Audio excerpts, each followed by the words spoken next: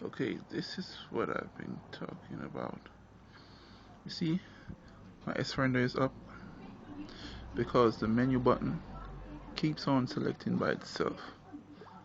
I'm gonna go and when it selects like that, it becomes sometimes not. You see,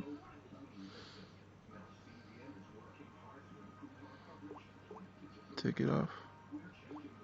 It keeps popping up. See, the menu button is going crazy. So even though I'm not selecting the menu button, it keeps on selecting on its own, which basically makes the phone unusable. See, in the middle of doing something. That is my issue.